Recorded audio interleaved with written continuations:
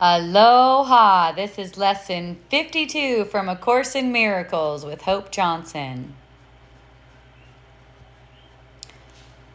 This is a review lesson. Today's review covers these ideas.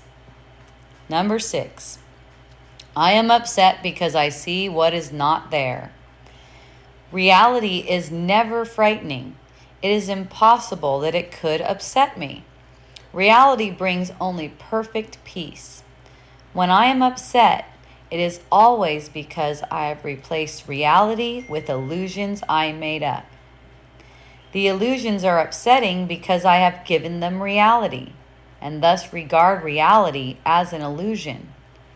Nothing in God's creation is affected in any way by this confusion of mine. I am always upset by nothing. 7. I see only the past. As I look about, I condemn the world I look upon. I call this seeing. I hold the past against everyone and everything, making them my enemies.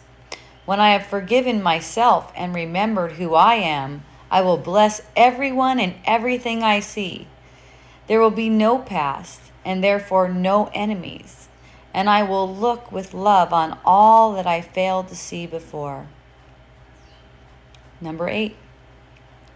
My mind is preoccupied with past thoughts. I see only my own thoughts, and my mind is preoccupied with the past. What, then, can I see as it is? Let me remember that I look on the past to prevent the present from dawning on my mind. Let me understand that I am trying to use time against God. Let me learn to give the past away, realizing that in doing so, I am giving up nothing. Number 9. I see nothing as it is now. If I see nothing as it is now, it can truly be said that I see nothing. I can see only what is now. The choice is not whether to see the past or the present. The choice is merely whether to see or not. What I have chosen to see has cost me vision. Now I would choose again that I may see. Number 10. My thoughts do not mean anything. I have no private thoughts. Yet it is only private thoughts of which I am aware. What can these thoughts mean? They do not exist, and so they mean nothing. Yet my mind is part of creation and part of its creator. Would I not rather join the thinking of the universe than to obscure all that is really mine with my pitiful and meaningless, quote, private thoughts?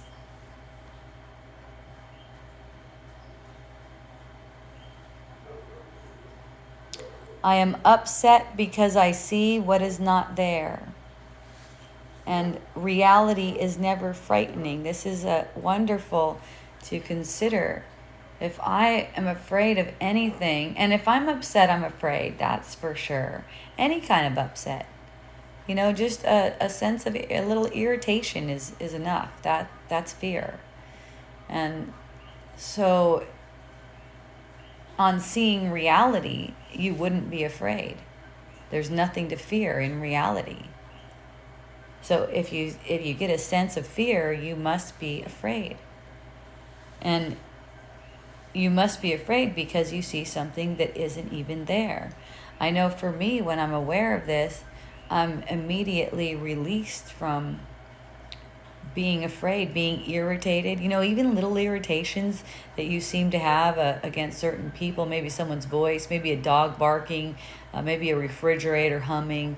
Any little irritation can be brought to this. I'm upset because I see what is not there. And it can be neutralized in that. Reality brings only perfect peace. And we can see reality anytime. We're only just making a decision. I see only the past. I love this because whenever there's a projection onto a brother, which I so do not want to do, I only want to help heal their heart.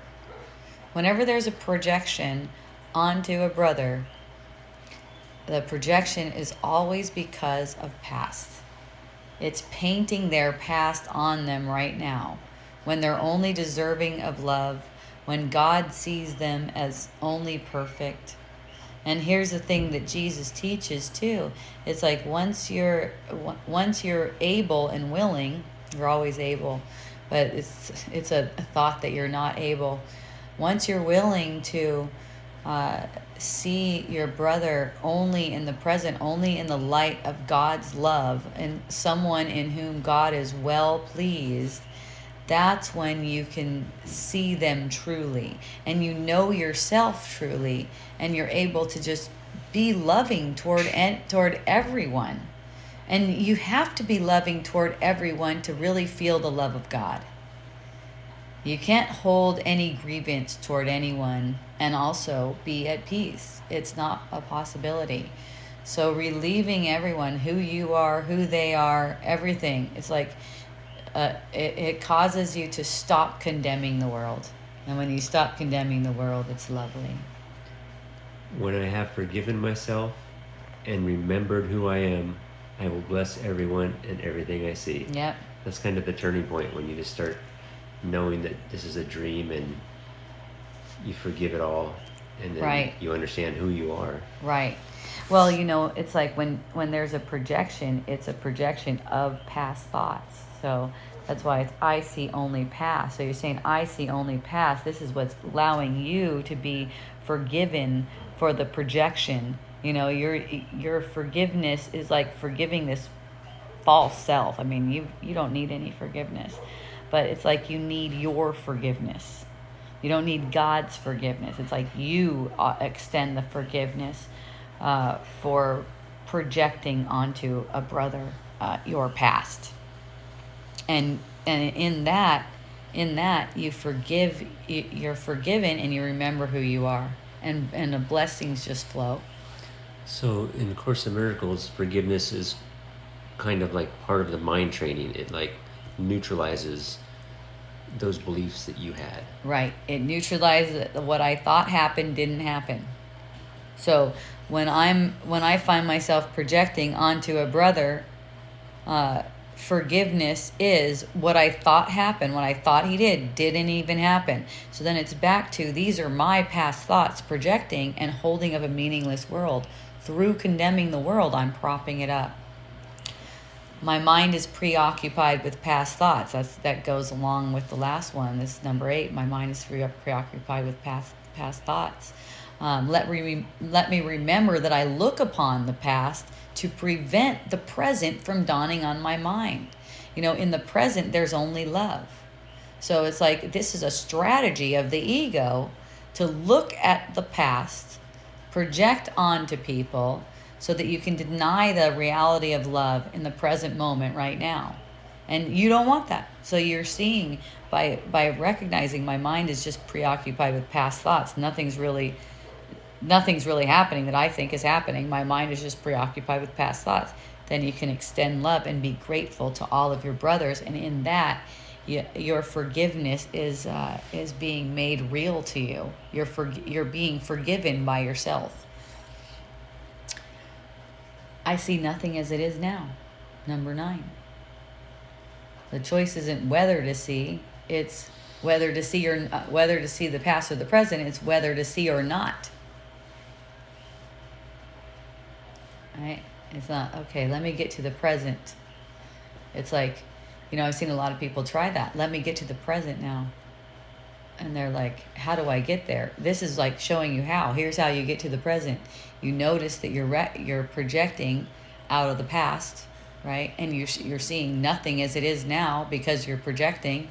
That makes those thoughts meaningless to you. Boom, you're back to the present. You're back to love. And it might take some persistence on your part at first because of the resistance. You set up walls of resistance in your mind, but you keep going. That's what I encourage people. Just keep going. Keep leaning in this direction. noticing that you're seeing nothing as it is now.